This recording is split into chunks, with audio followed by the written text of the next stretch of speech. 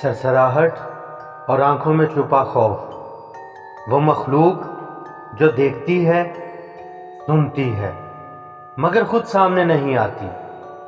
ایک ایسی دنیا جو رات کے اندھیروں میں آباد ہوتی ہے۔ اللہ اکبر! ایک اندیکھی مخلوق کی تلاش میں آپ کے لیے لایا ہوں پھر سے ایک خوفناک واقعہ، آپ کے اپنے یوٹیوب چینل ابو وحید سٹوریز آفیشیل پر۔ بسم اللہ الرحمن الرحیم۔ مجھے بڑی امید ہے آپ سب خیریت سے ہوں گے۔ حادثوں سے بھری زندگی میں پھر ایک خوفناک واقعہ لے کر حاضر ہوں۔ یہ کہانی ہے راجو کی۔ اس رات کھیتوں کو پانی دینے کی باری راجو کی تھی۔ راجو علی نواز چودھری کے ہاں ملازم تھا۔ وہ ایک چاندنی رات تھی۔ وہ تیز تیز قدم اٹھاتا ہوا کھیتوں کی طرف جا رہا تھا، مگر راجو کو اچانک لگا کہ اس کے پیچھے کوئی آ رہا ہے۔ راجو نے پلٹ کر دیکھا مگر پیچھے کوئی نہیں تھا، لیکن جھانجروں کی چھن چھن اس کے قریب اسے صاف سنائی دے رہی تھی، اور پھر راجو کو کسی کے ہنسنے کی آواز سنائی دی۔ راجو نے نظر اٹھا کر پھر اپنے چاروں طرف دیکھا، مگر وہاں کوئی اسے نظر نہیں آ رہا تھا۔ یہ آج کیا ہو رہا ہے؟ راجو اپنے من ہی من میں یہ بات سوچ رہا تھا۔ جھانجروں کی آواز مسلسل تیز ہوتی جا رہی تھی، اور پھر اچانک سے راجو گر پڑا۔ اس کے سامنے کرن کھڑی تھی۔ تم زندہ کیسے ہوئی؟ راجو نے بے ترتیب دھڑکنوں کے ساتھ کرن سے پوچھا۔ راجو کو اپنی آنکھوں پہ یقین نہیں آ رہا تھا، کیونکہ کرن کو مرے ہوئے 1 سال کا عرصہ گزر چکا تھا۔ گاؤں میں ایک بات عام تھی کہ کرن ایک چڑیل ہے جو لوگوں کو قبرستان لے جا کر کھا جایا کرتی تھی۔ 1 سال پہلے کرن کی اپنی زندگی بہت حسین تھی۔ وہ اپنے شوہر کلیم کے ساتھ بڑی ہنسی خوشی والی زندگی بسر کر رہی تھی۔ جانے یہ علی نواز چودھری ان کے درمیان بیچ میں کہاں سے آ گیا تھا۔ علی نواز چودھری نے اپنے ہوس کی خاطر پورے گاؤں میں یہ ڈھنڈورا پٹوا دیا تھا کہ کرن ایک چڑیل ہے۔ علی نواز چودھری کے جتنے بھی ملازم اس کے پاس کام کرتے تھے، وہ لوگوں میں جا کر یہ بات کو پھیلانا شروع ہو گئے، اور اس طرح لوگ کرن سے خوف کھانے لگے۔ آہستہ آہستہ کرن سے جڑی چڑیل والی بات بالکل عام ہو گئی، اور ہر طرف اس کو سچ مانا جانے لگا۔ اب حال یہ تھا کہ جو بھی کرن کے بارے میں کوئی ایسی بات کرتا تو چودھری اس سے خوش ہو کر اسے بہت انعام و اکرام نوازتا۔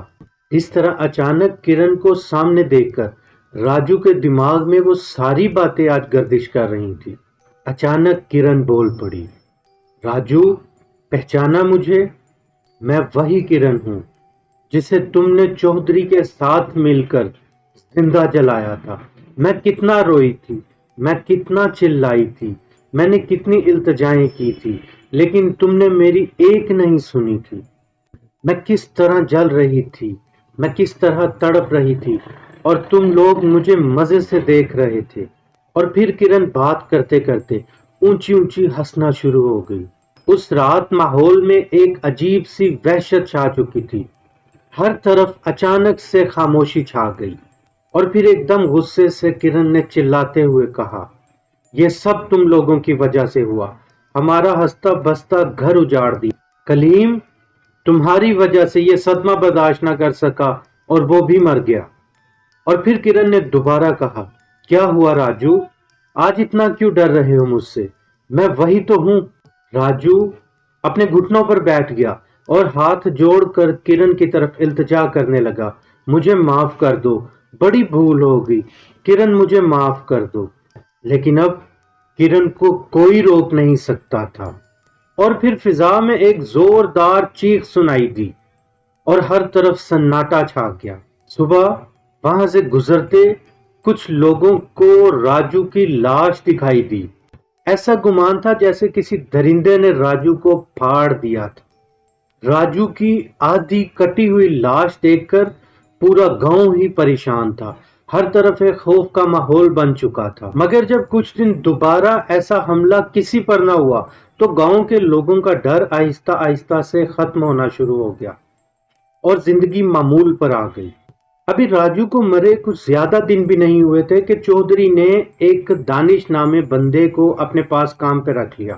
وہ دانش کو اپنے کھیتوں کا کام سمجھانے اسے اپنے ساتھ کھیتوں میں لے کر گیا، اور سارا کام سمجھا کر جب چودھری علی نواز واپس آنے لگا تو دانش نے کہا، چودھری صاحب، یہ آپ کے ہونٹوں پہ خون کس چیز کا ہے؟